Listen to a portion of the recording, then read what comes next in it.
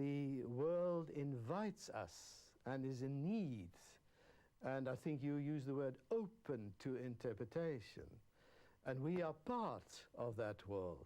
We are in need of telling stories about ourselves, but it's precisely the type of stories that we tell about ourselves which constitute ourselves.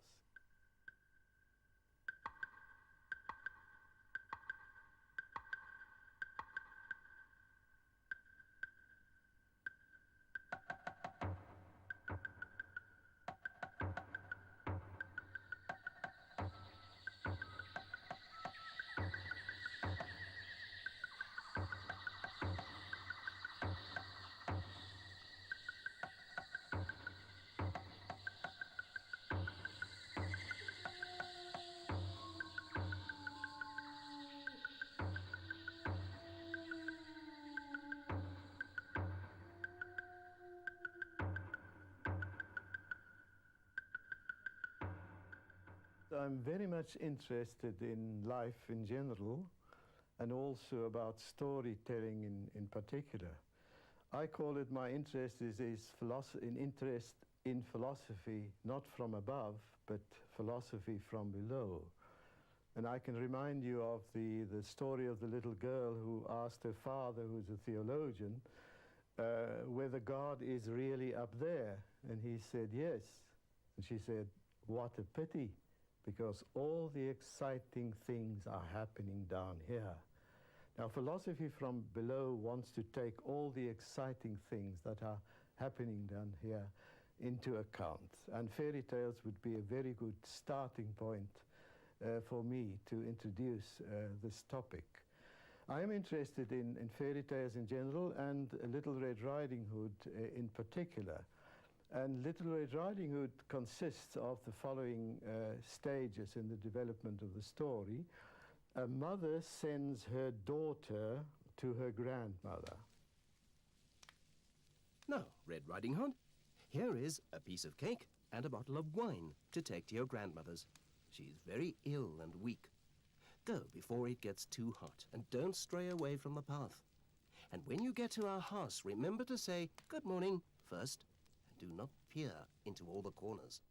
The daughter meets a wolf in the forest and tells him about her visit to the grandmother.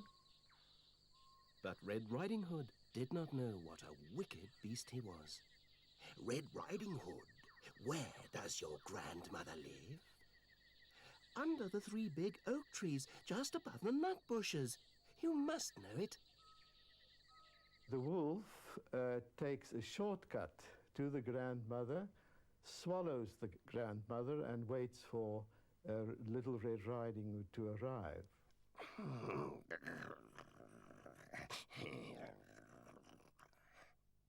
When Red Riding Hood arrived, everything seemed so strange. Oh, Granny, what big ears you have! All the better to hear you with. Oh, Granny, what big eyes you have! All the better to see you with. Oh, Granny, what big hands you have! All the better to grab you with. But, Granny, what a horrible great mouth you have!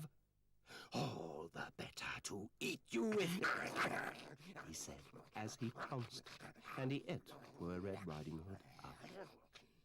The wolf got back into bed, and he fell asleep. In some of the versions, the ending that I'm going to mention to you now, the ending is left out, but the hunter arrives, and he saves the daughter and the grandmother by slitting open the belly of the wolf. Oh, it was so dark inside the wolf, Red Riding Hood cried when she came out. Then they got the old lady out alive too. Red Riding Hood fetched some stones, and they filled up the wolf's tummy with them. When he tried to run away, he tottered and fell down dead. Then they were all happy. Red Riding Hood said to herself, "For the rest of my life, I will not wander off into the forest when my mother has told me to keep to the path. Now, this fairy tale can be interpreted in many ways. It has been interpreted in many ways. I only mention a few to you. The first I call the cosmological interpretation. Cosmology there refers to the fact that nature is involved, where Little Red Riding Hood is the sun, which rises in the morning, is swallowed by the night, by the wolf, and she disappears, and then she is resurrected the following morning and the sun appears again.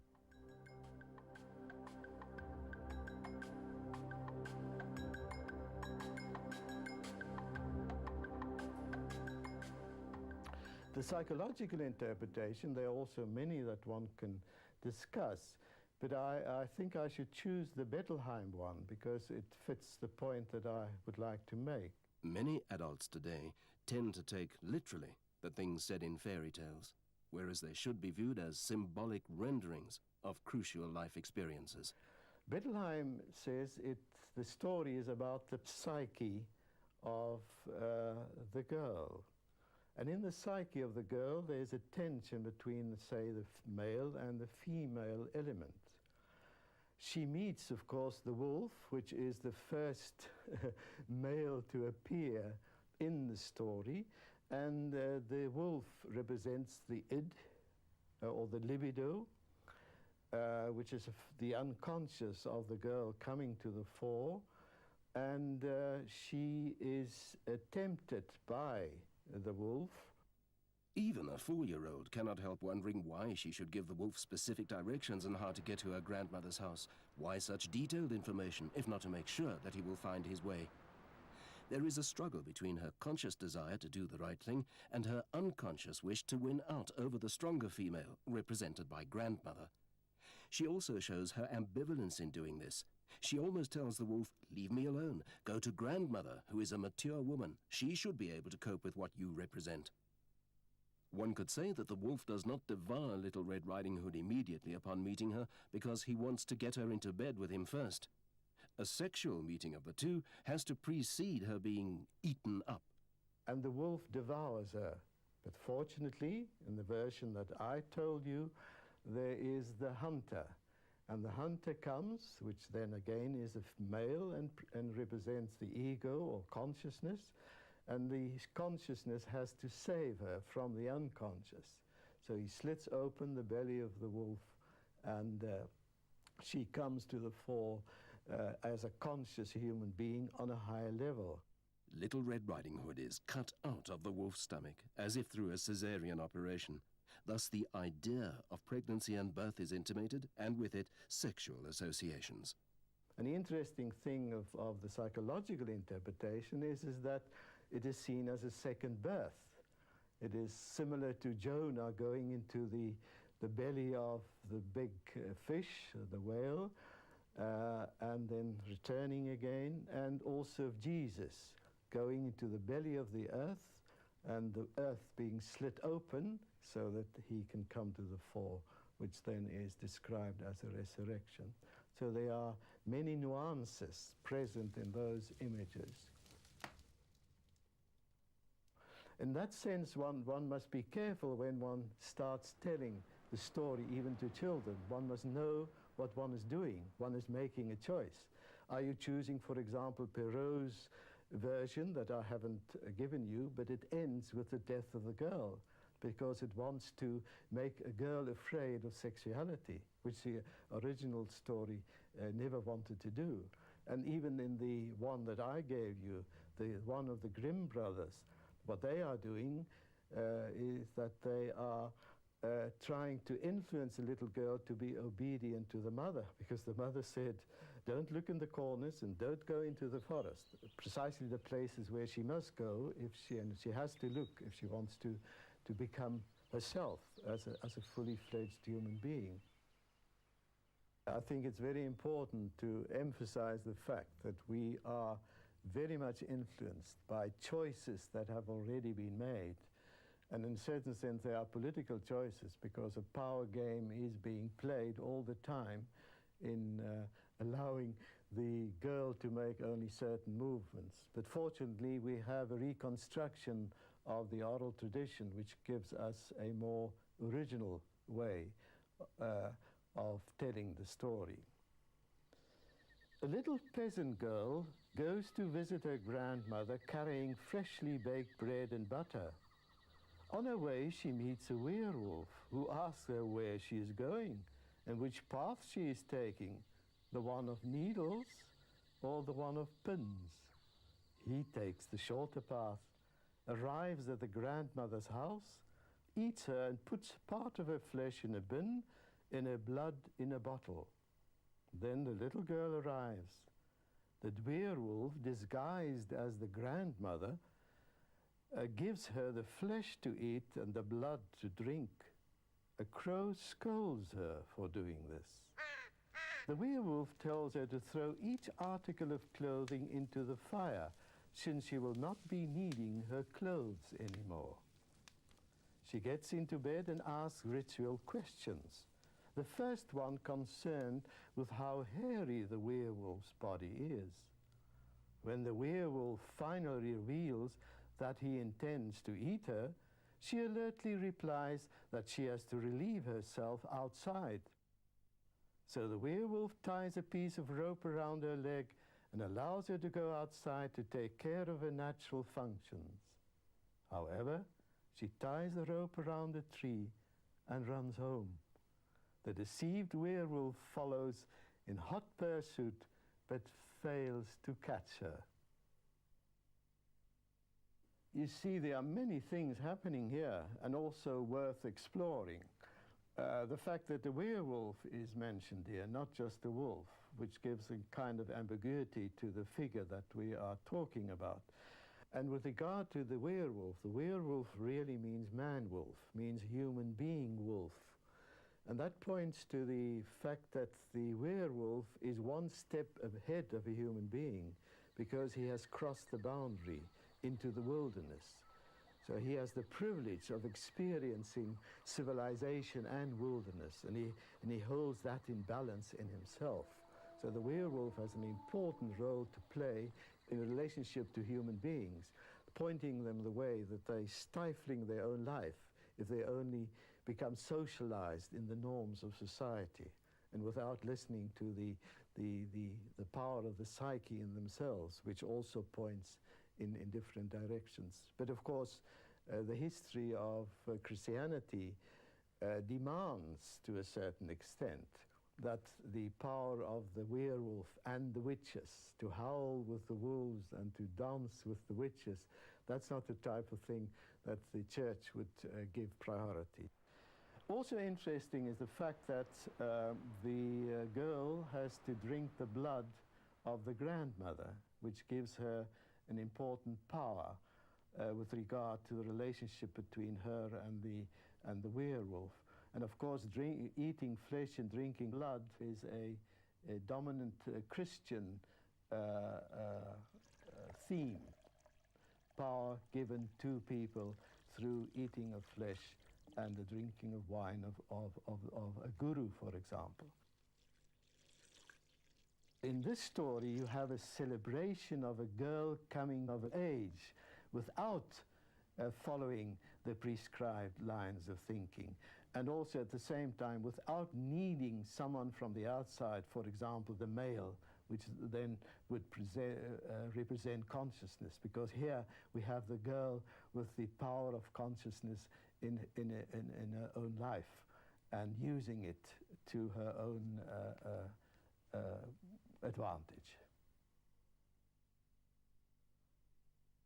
Now, what I'm interested in, that the meaning of the fairy tale moves on many levels, and the meaning of a fairy tale, or any tale for that matter, cannot be divorced from the different ways in which it has been appropriated in history. See, and that's the power of the human imagination, to do precisely that, to leave a story not just as it is, but to start telling it, and to tell it in such a way that the context in which you are living now also comes to the fore. And I must tell you, you don't know it yet, but Little Red Riding Hood is continually being produced and changed.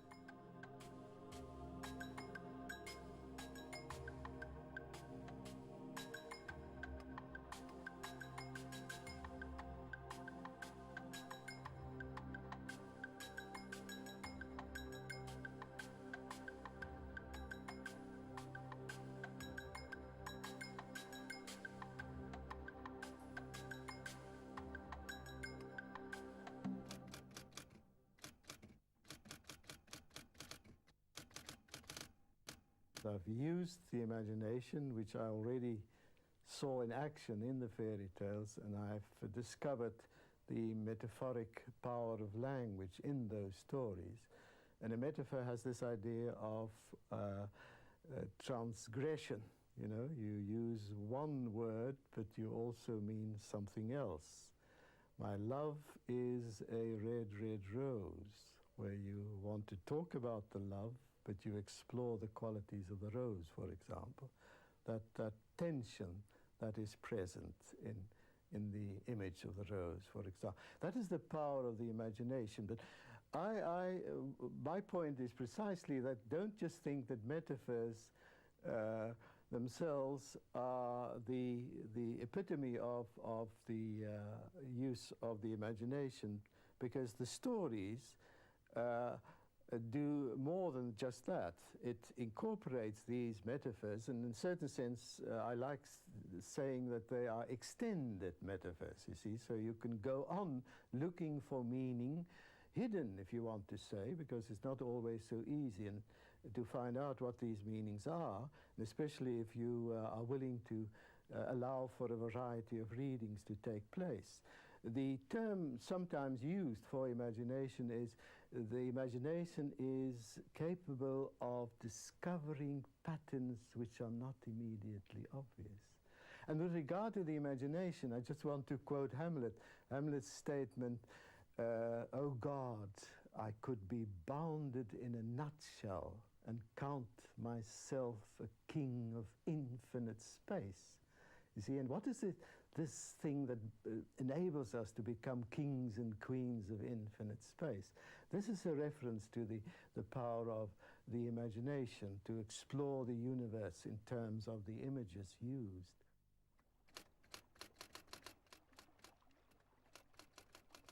Another example would be the way in which Chesterton speaks about fairy tales. I think he's also keen on using this idea of symbolic renderings.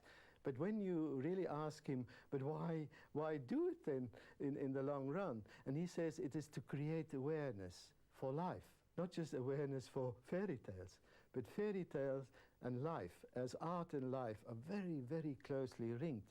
And he comes up with this beautiful statement, "Fairy tales make rivers run with wine, only to remind us for one wild moment that they run with water." You see, we lack the sensitivity of experiencing water. And now Chesterton's idea is that we can get back to this sensitivity for water if we experience the quality of one's own imagination and what images can do to one. And then he, with regard to this idea of fairy tale philosophizing, he comes up with another beautiful statement. "The fairy tale philosopher is glad that the leaf is green." You see? Is glad that the water is just water, for that matter. That the leaf is green precisely because it might have been scarlet. He feels as if it had turned green an instant before he looked at it. See, a dramatic universe in which you are involved. Every color has in it a bold quality as of choice. The red of garden roses is not only decisive, but dramatic, like suddenly spilt blood. You see, Chesterton helps us to realize that when we have to do with images in fairy tales, it helps to stimulate our imagination to such an extent that when we are concerned about fairy tales in our daily lives, the same kind of awareness is present there.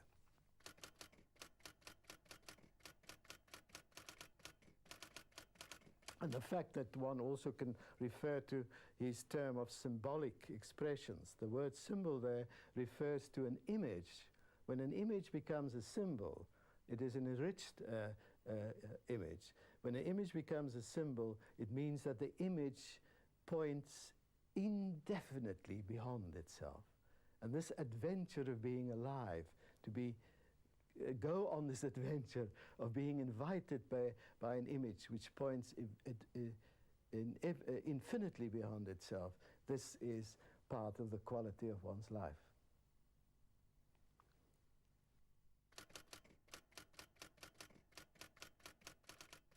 Stories are extended metaphors. So in this way, I think there's a link between myths, fairy tales, novels, and films. But let's look at myths. We've looked at the fairy tale world in which images can give us important experiences, but also insights. Myth, if we take the story of Christianity, what a powerful myth we have at our disposal in Western European tradition.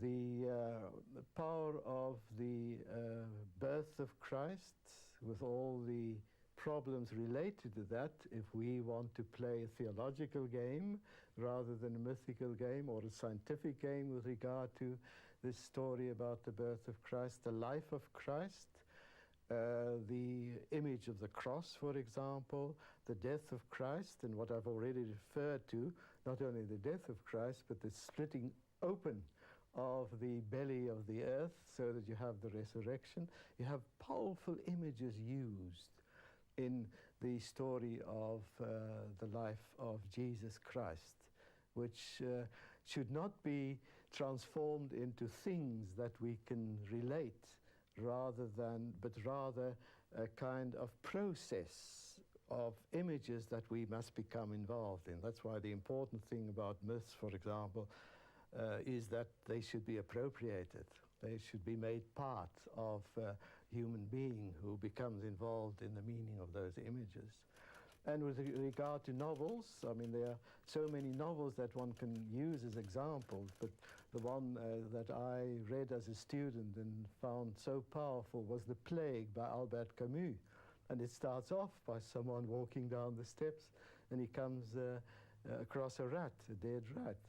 And then it seems that the whole town is filled with rats, and gradually there are more rats. Now the question is, what are these rats doing? Because they remain rats in a certain sense, and the people's relationships are conditioned by the proliferation of rats. But of course they are rats and not rats at the same time. And it seems the one of the meanings given at that stage was, of course, it was the Nazi occupation of a French town and the reactions of people there. So this idea of the totalitarian mentality of certain ideology and the way in which the lives of people are affected, this is described in terms of the presence of rats. The world of the film, there are many films again that one should explore, and I want to emphasize this fact because people shouldn't wait for special films to come around. It's just this idea of have images available in 100 minutes, and those images are so powerful also on a level that we are not always conscious of. But the one that is my favorite is Babette's Feast. And what do we have? We have a feast which is a feast and not a feast at the same time. But the feast itself is so wonderfully presented, it becomes a work of art. And of course it is an image, of course.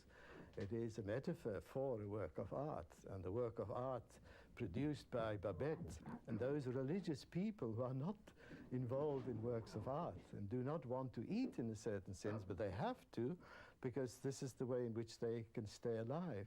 And when they say grace, for example, what do? They ask God on forgiveness that they're going to enjoy the meal. See? What an interesting way to look at religion and faith in terms of a guilt feeling when you enjoy life. And then the film shows you that it should be the opposite. It's precisely the enjoyment of life, which is this statement of faith. And they start enjoying the meal.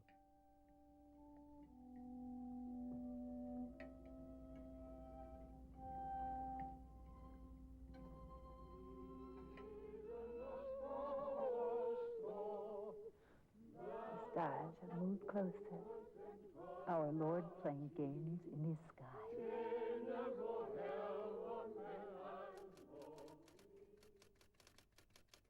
The distinction between literal thinking and metaphorical thinking is very important indeed. Your literalness is the death of imagination, while the metaphorical thinking is precisely bringing the imagination to the fore and discovering its own creativity. But then if this does not happen in the mind of a person while he's experiencing a film or participating in a myth, reading a story and listening to a fairy tale, if this does not happen, the question is it really so fatal? And have we lost out on something very important? I would say yes and no. No, we haven't lost out something important because the psyche is so powerful that it can cope with this problem. And the psyche, remember, consists of the conscious and the unconscious. And the conscious would be 10% of one's psyche, and 90% would be unconscious. So we mustn't assume that nothing is going on in the unconscious. On the contrary, a lot is going on there. And the potentiality which is alive in one's unconscious, I mean, we haven't really started to realize this. And I even want to emphasize the meaning of life in this regard, because the meaning of life is not just having all these wonderful images available in the unconscious and all these links available and all this play of metaphors in the unconscious, but it's precisely to bring that which is unconscious to consciousness. And that's why we have nature and history and other human beings and the world of art to remind us of this very important event in the lives of people, namely bringing that which is unconscious to conscious. And I can remind you here of the statement of Jesus recorded in the Gospel of St. Thomas, that if you bring forth what is within you, what you bring forth will save you. But if you do not bring forth what is within you, what you do not bring forth will destroy you. And this, I would say, strange statement, which I think is very important, emphasizes the fact that one shouldn't just rest with the having of those images in one's unconscious, but the task of human life is to bring what is unconscious to consciousness in order to save one's own life and give meaning to it in a very, very creative way.